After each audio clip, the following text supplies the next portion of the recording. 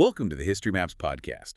We are looking at the Philippine archipelago in May of 1942. Right after the formal Allied defense collapses. Exactly. General Jonathan Wainwright has just broadcast the unconditional surrender of all Allied forces to the Japanese Imperial Army. So, on paper, the conventional war is definitively over. Yeah, the uniforms are supposed to be handed in, the weapons stacked up. Right.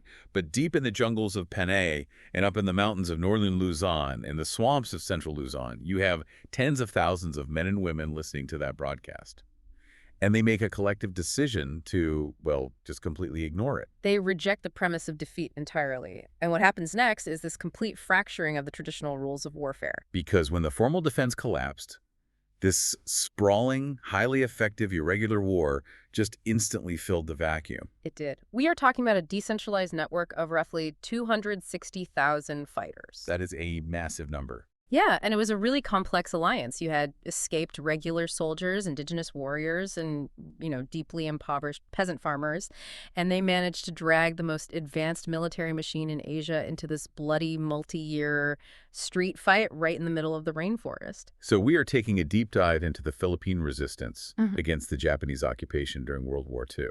The goal here is to dissect the structure, the logistics, and the geopolitical consequences of this movement from 1942 to 1945. And to really grasp this, we need to look at the immediate environment these resistance groups were born into. Right. So let's back up to December 1941. Yeah. Japan launches the attack on Pearl Harbor, and almost simultaneously, they invade the Philippines. Yes. And by March 1942, General Douglas MacArthur is ordered to evacuate Corregidor and head to Australia. Then the Bataan Peninsula falls in April, Corregidor in May, and the reality of this occupation really sets in. It does. The Japanese Military Administration, or the JMA, takes absolute control. And you really have to look at the economic mechanics of this occupation to understand the desperation of the civilians. Because Japan's primary objective was entirely extractive, right? Exactly. They needed to feed their broader Pacific War machine. So they immediately instituted these forced requisitions of agricultural output, specifically rice. They would just take it. Yeah, they would strip an entire province of its harvest. They left the local population with absolutely nothing, which, engineered severe, widespread famine. And to pay for whatever they didn't outright confiscate, they introduced their own fiat currency. The locals bitterly called it Mickey Mouse money. Right, because they printed it with zero backing and in completely uncontrolled amounts. Which triggered hyperinflation. The sources note it exceeded 1,000%. The local economy just evaporated overnight. Yeah, a bundle of currency that could buy a month's worth of groceries in 1941 couldn't buy a single egg by 1943. To compound that misery, the JMA conscripted around 200,000 laborers. They were known as Romusha. These were civilians forced into brutal physical labor. They were building airstrips and military infrastructure, all under the direct threat of execution. And to manage the population politically, the Japanese established the Second Philippine Republic.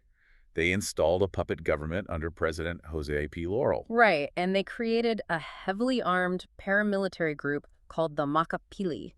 These were essentially pro-Japanese sympathizers. Informants, basically. Yes, informants used to violently enforce compliance, but the real enforcement was driven by the Kempitai. The Japanese military police. Yeah, and the mechanics of their terror were deeply systemic. For instance, they frequently utilized what they called zonification sweeps. Let's break down exactly what a zonification sweep entailed, because the term sounds sort of bureaucratic, but the reality is severe. The Japanese called it sona. Heavily armed troops would move into a town before dawn. They would cordon off the entire area so no one could enter or leave. Total lockdown. Total lockdown. Then they would force the entire population, men, women, children, into a central location like a church plaza. And just leave them there. Yeah, keeping them in the blazing sun for days without food or water. Then they would bring in local informants with bags over their heads. Oh, I see. These informants would silently walk through the crowd and just point fingers at suspected resistance members. Or even just sympathizers. And a pointed finger meant a death sentence or, worse. Post-war trials documented the Kempei's interrogation methods. They were brutal. They routinely used the water cure, hanging prisoners by their thumbs, electrocution. Severe beatings.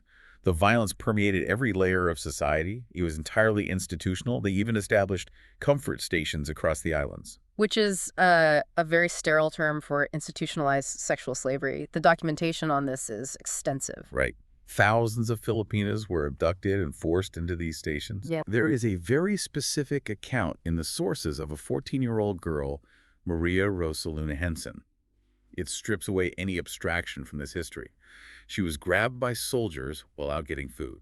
And when she saw a passing Japanese officer, she actually screamed out to him for help. Right, but instead of intervening, he assaulted her himself before handing her back to his men. She was forced into a comfort station and suffered that abuse daily.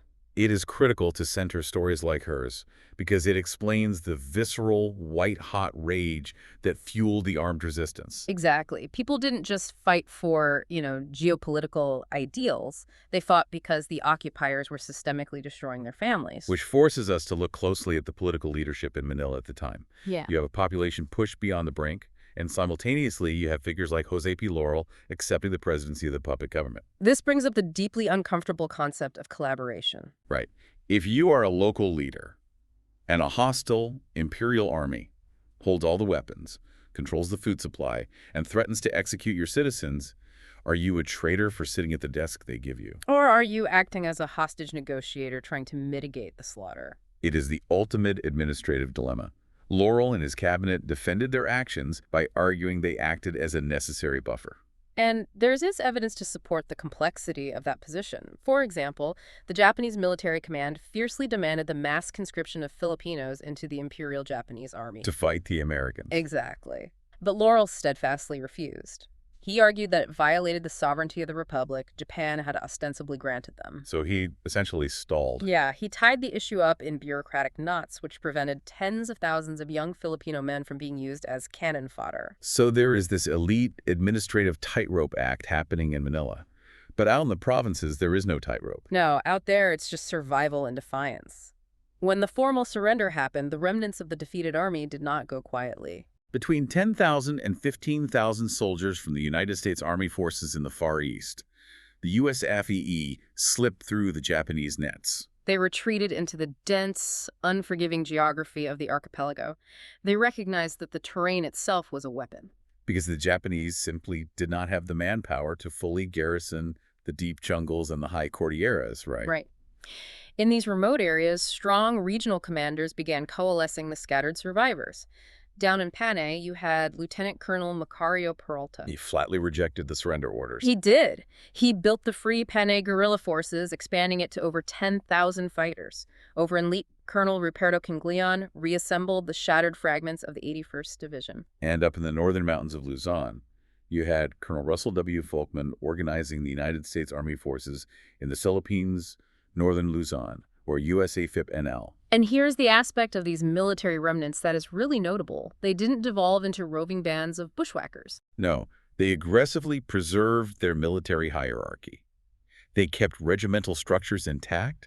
They maintained strict military discipline, holding drills in jungle clearings. They even set up provisional civilian governments in liberated zones. It was fascinating. Setting up those provisional governments was a mechanical necessity, right?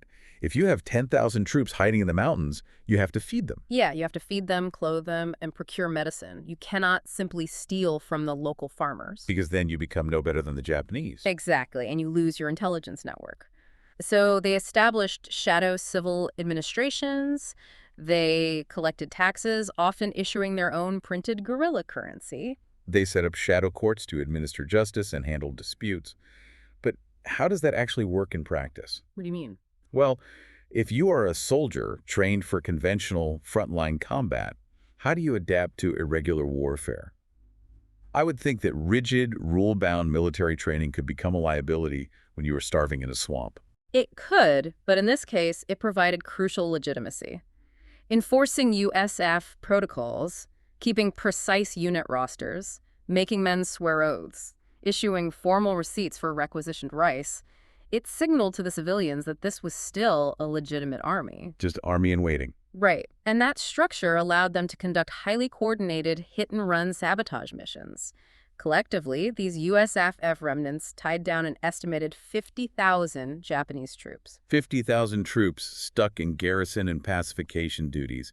They forced the Japanese to constantly guard bridges, railways, and supply depots. Bleeding their resources. And because they kept their rosters and rank structures, when MacArthur finally began planning the liberation from Australia, he didn't have to herd cats. He had a pre-built theater-wide army operating entirely behind enemy lines. Ready to integrate into a conventional strategy. But, while the military remnants provided a structured top-down resistance, there was an entirely different category of rebellion brewing. Right, parallel to the military.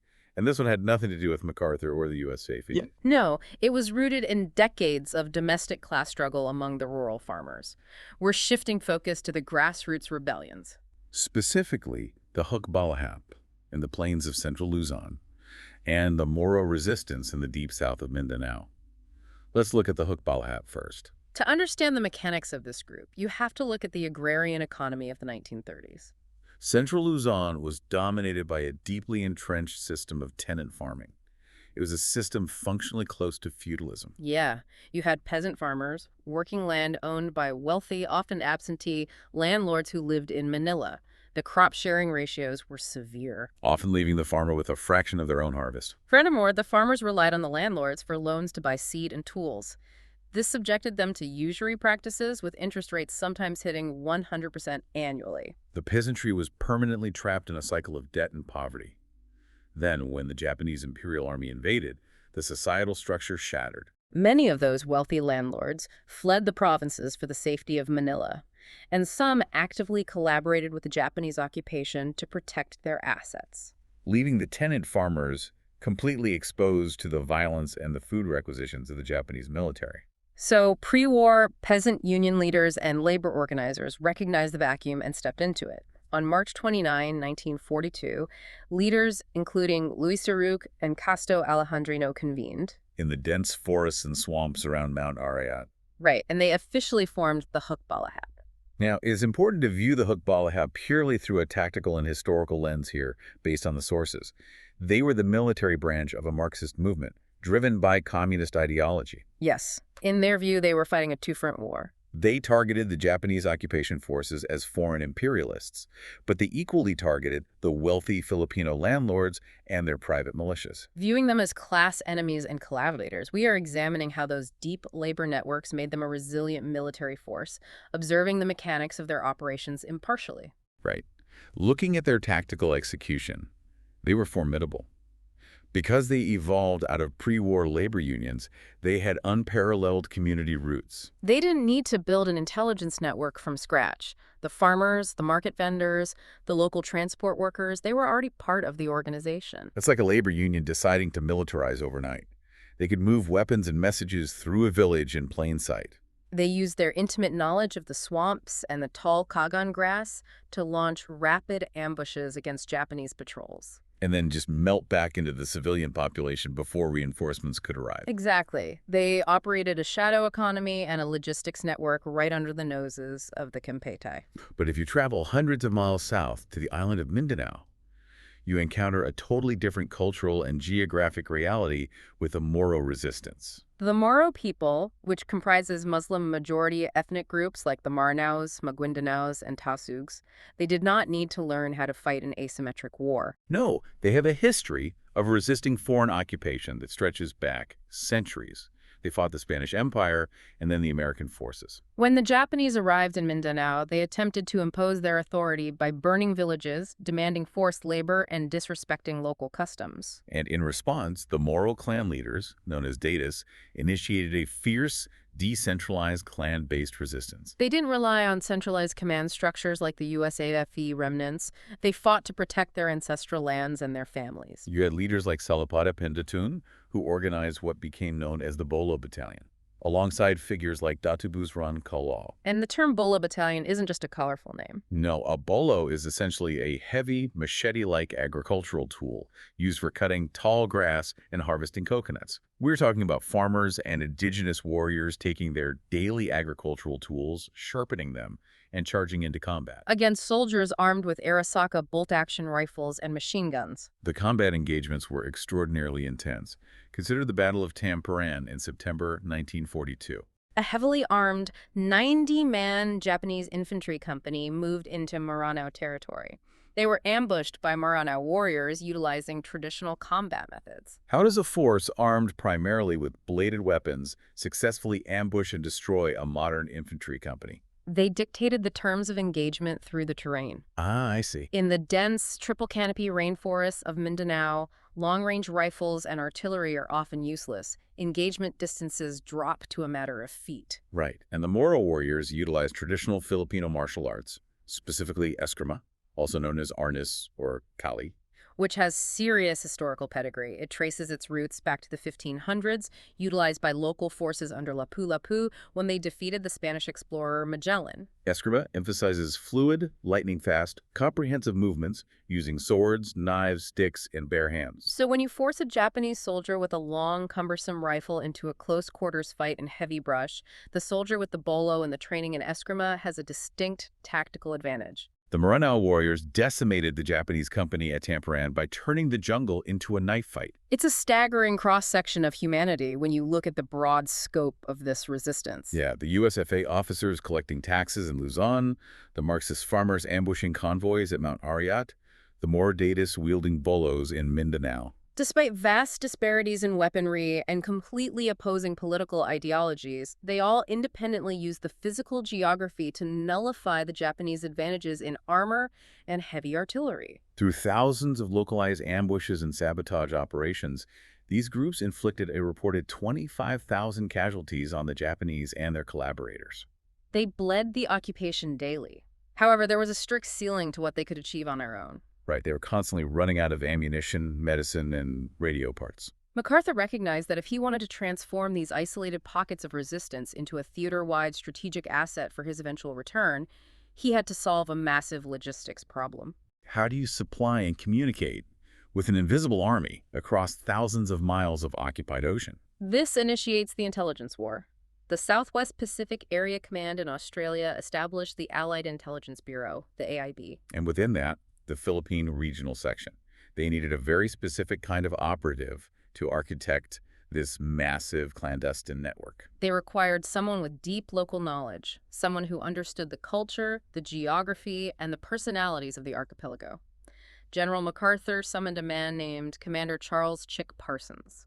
Parsons is one of those historical figures who sounds entirely fictional. Before the war, he was a polo-playing expatriate businessman living in Manila. He spoke local dialects and knew the coastline intimately. When the Japanese occupied Manila, Parsons didn't run to the hills. He used a completely fake Panamanian consul diplomatic status to shield himself and his family from internment. Living right under the noses of the Japanese military until he finally orchestrated an escape out of the country. His audacity was matched by his competence. In January 1943, MacArthur put him in charge of Spyron, short for Spy Squadron. And Parsons didn't just plan the operations from a desk in Brisbane.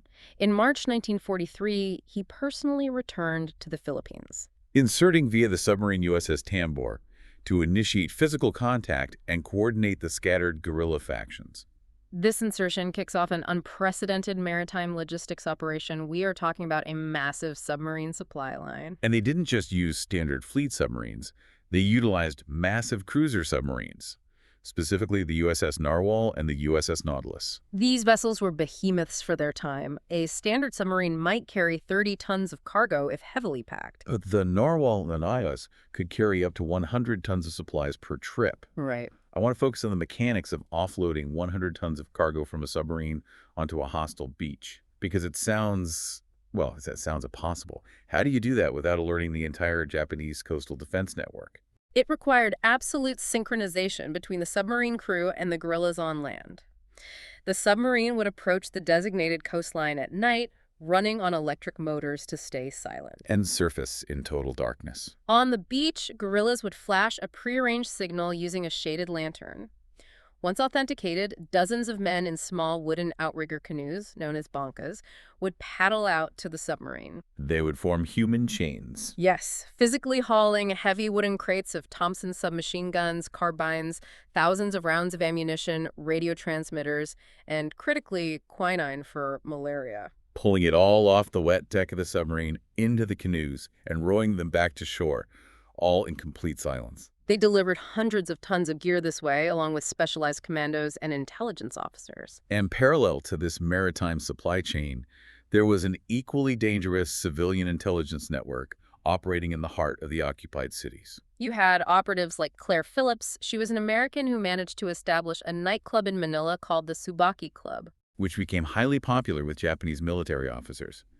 She operated under the nose of the Kempeitai, smiling and serving drinks while secretly gathering loose talk. Observing troop movements and mapping supply depots based on the officers' conversations. And she smuggled that vital intelligence out of the city to the resistance.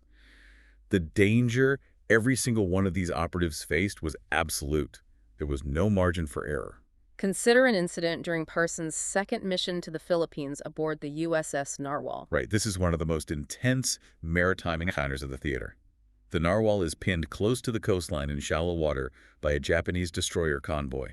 The destroyers are actively dropping depth charges. The submarine is too large to maneuver easily submerged in those waters. So they are forced to surface to try and run for it. But as they surface, they find themselves staring into what looks like a solid wall of mountains, a blind alley. The submarine commander is preparing for a surface gun duel they cannot win. He turns to Parsons and asks if he recognizes the specific mountain peaks ahead of them. Parsons looks through the binoculars, pulls from his years of sailing those exact waters before the war, and says yes. He directs the massive cruiser submarine to steer straight ahead toward the shoreline, Guiding them through a hidden, narrow, twisting coastal channel that the Japanese destroyers didn't know existed. slipping completely out of the trap. That granular local expertise was the foundation of Spyron's success. But as Parsons linked up with these various guerrilla commanders, he carried a very strict, uncompromising directive directly from General MacArthur. The guerrillas were to prioritize intelligence gathering over active combat. They were ordered to stop ambushing Japanese patrols unless absolutely necessary for survival. Put yourself in the shoes of a local guerrilla commander. You have watched your neighbors starved, tortured, or forced into comfort stations. You finally have a submarine dropping off modern submachine guns and thousands of rounds of ammunition. And the American officer delivering them tells you, do not fight back yet. Just hide and watch. It is a bitter pill to swallow. But the strategic logic driving MacArthur's order was entirely sound. He understood the mechanics of Japanese retaliation. Uncoordinated, premature uprisings in the provinces would not dislodge the Imperial Army. They would only trigger massive, mechanized Japanese counteroffensives. The Kempeitai would retaliate by slaughtering entire civilian communities in reprisal for a single ambushed convoy. The guerrillas needed to preserve their strength for the actual Allied invasion. So, channeling their energy away from combat, they focused entirely on observation. They built a sprawling network of up to 200 coast watcher and radio stations across the archipelago. The efficiency of this network was staggering. By 1944, these scattered radio outposts were tracking Japanese shipping movements, Counting aircraft and mapping troop dispositions with such precision that over 80% of Japanese garrisons in the Philippines were verified and plotted on Allied maps in Australia. and all that patient observation eventually secured one of the most consequential intelligence prizes of the entire Pacific War. A single event that fundamentally altered the Allied invasion strategy. We are looking at the capture of the Z Plan, which history often refers to as the Koga Papers. March 1944. A severe typhoon strikes the central Philippines. A Japanese naval aircraft carrying Admiral Minitika Koga's chief of staff, Admiral Fukudome, crashes into the sea off the coast of Cebu. Local Cebuano fishermen witness the crash and row out into the heavy surf to rescue the survivors. Amidst the wreckage, they salvage a heavily bound, waterlogged portfolio. Understanding that anything carried by high-ranking Japanese officers is valuable, they hand the portfolio over to the local guerrilla forces. Commanded by Lieutenant Colonel James Cushing. Cushing examines it and realizes they are holding the operational blueprints for the Imperial Japanese Navy. The Z Plan detailed the exact disposition of their fleets, their remaining air capabilities, and critically, the defensive weaknesses across the islands. It was a strategic X-ray. It explicitly confirmed that the Japanese High Command had severely underestimated Allied naval flexibility. The documents revealed that the Japanese had only 17,000 troops garrisoned on the island of Leyte, leaving it highly vulnerable. It is exactly like hacking into your opponent's bank account the night before a massive business negotiation. You suddenly see their balance is near zero. You know exactly what they can afford to defend and where they are completely broke. Cushing realizes the gravity of what he has. The Japanese military goes into a frenzy trying to recover the documents, threatening to burn every village on Cebu. Cushing manages to smuggle the papers onto a submarine, rushing them to Australia, where they are translated by the Allied translator and interpreter section. The geopolitical impact of that single translation shifted the entire axis of the Pacific War. Originally, Admiral Nimitz and General MacArthur were locked into a plan to land their massive invasion forces on the southern island of Mindanao in December 1944. Mindanao was heavily fortified. An invasion there would have resulted in staggering casualties on both sides. But based directly on the intelligence from the Koga papers, they scrapped the Mindanao operation entirely. They shifted the crosshairs of the entire Pacific Fleet directly to the lightly defended island of Leyte. And they accelerated the invasion timeline by 2 full months, landing on October 20, 1944. By shifting the target and moving the date, they bypassed heavily fortified meat grinders and saved an incalculable number of Allied and civilian lives. And the moment American boots hit the sand on Leyte, the waiting game for the guerrilla forces was officially over. MacArthur gave the order, and across the archipelago, the resistance shifted instantly from clandestine intelligence gathering to conventional, full-scale warfare. They started taking towns, cutting bridges, and actively hunting the Japanese forces. Which brings us to the climax of the resistance's military evolution. The Battle of Basang Pass. To contextualize this battle, we are in the final brutal months of the war, from January to June of 1945. General Tomoyuki Yamashita, the famed Tiger of Malaya, realizes he cannot hold the open plains of Luzon against American armor and air superiority. So he executes a fighting retreat into the rugged northern Cordillera Mountains, establishing a formidable defensive perimeter known as the Triangular Defense. Explain the mechanics of a triangular defense in this geography. Yamashita didn't just dig a trench across a road. No, a triangular defense in mountain warfare relies on interlocking fields of fire. Yamashita fortified 3 mutually supporting mountain peaks. Okay, so if an attacking force tries to assault Peak A, the Japanese artillery and machine guns heavily entrenched on Peak B and Peak C are firing directly down into the attacker's flanks. You are stepping into a geometric 3-dimensional kill zone. And the western anchor of this entire defensive network was a choke point called Basang Pass. Right, and the geography of Basang Pass sounds like a military nightmare. It is a narrow, winding, elevated pass on Route 4. Sitting at 4,600 feet above sea level. It is characterized by near-vertical ridges, deep plunging gorges, dense pine forests that obscure visibility, and torrential weather. And the Japanese had seeded the entire approach with deep bunkers, spider holes, and heavy booby traps. Defending this fortress are the battle-hardened, desperate troops of the Japanese 19th Division. And the force ordered to attack them and break Yamashita's flank is the USFIP-NL, commanded by Colonel Volkmann.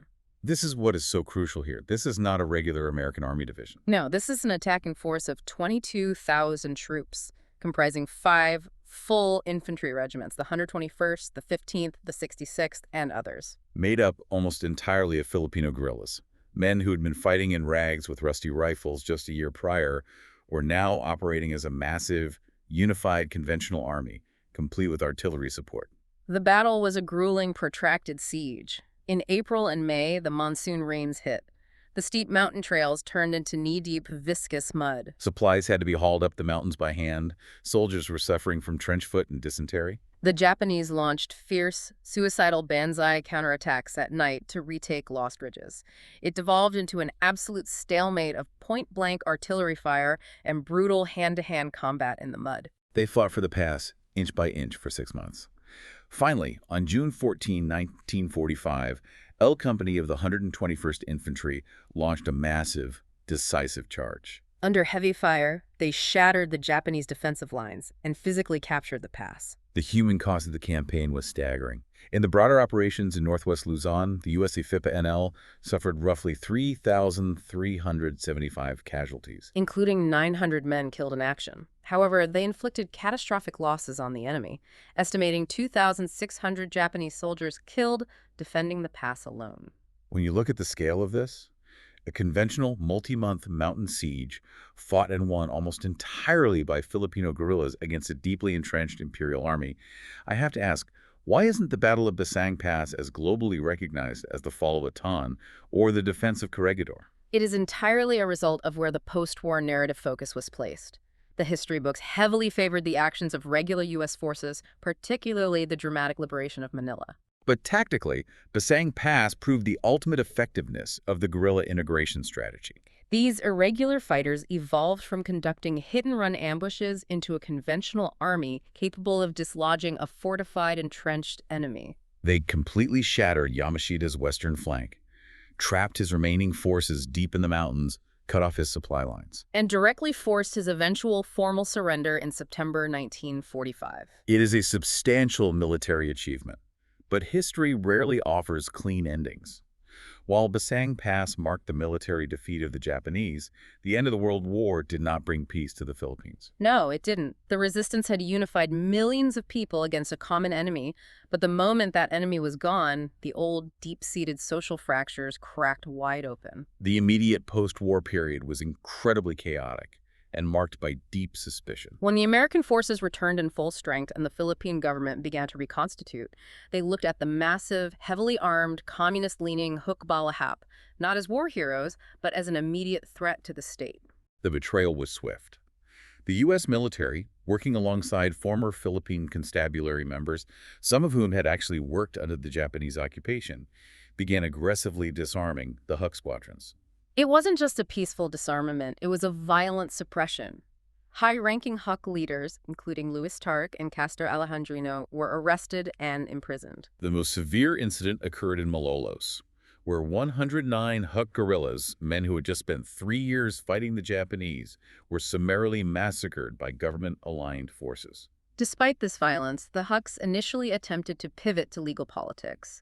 In 1945, they formed a political party called the Democratic Alliance. In the national elections of 1946, they successfully campaigned and won 6 congressional seats in central Luzon, including a seat for Luis Taruk. But the political establishment closed ranks. The newly elected president, Manuel Roxas, refused to allow the 6 Democratic Alliance congressmen to take their seats in the legislature, citing dubious allegations of voter coercion and violence during the election.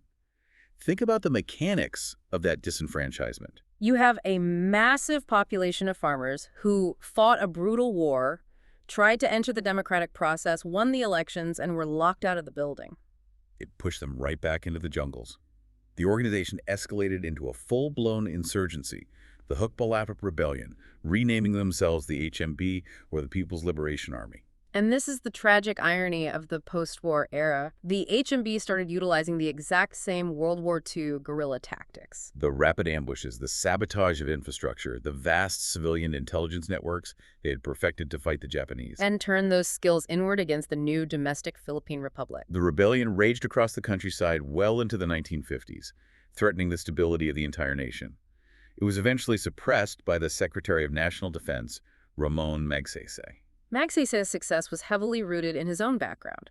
He was himself a former World War II guerrilla leader. He understood exactly how the Huks operated on a mechanical level. Instead of relying purely on military force, he used his empathy and deep knowledge of guerrilla warfare to reform the corrupt military. He stopped the systemic abuses against the civilian population that were driving recruitment. And offered land reforms that politically isolated the hardline insurgents. And the post-war marginalization wasn't limited to Luzon. The Moro resistance groups in Mindanao faced a very similar fate. Despite their fierce fighting and the immense casualties they inflicted on the Japanese, they were largely left out of the national political narrative and the subsequent economic development. That political and economic isolation planted the deep seeds for future separatist movements, like the MNLF and the MILF, that would emerge decades later and fight the government for generations. The war exposed and exacerbated these pre-existing social fractures. The resistance movement, as massive and effective as it was never a single unified entity with a shared vision for the future. It was an alliance of extreme convenience, military remnants, communist farmers, indigenous datas. An alliance that dissolved the very moment the unifying threat of the Japanese Imperial Army was defeated. It leaves us with a profound legacy to unpack. The geopolitical landscape of Southeast Asia was permanently altered by the realization that decentralized, grassroots movements, utilizing the terrain and the local population, could successfully bleed and stall a highly industrialized imperial power. As you process the sheer scale of what these 260,000 fighters accomplished, consider how the physical geography of a nation, Its towering mountains, its dense rainforest, its scattered archipelagos can dictate its political destiny and its capacity for survival just as much as its leaders do. Thank you for listening. History Maps. Learn history visually.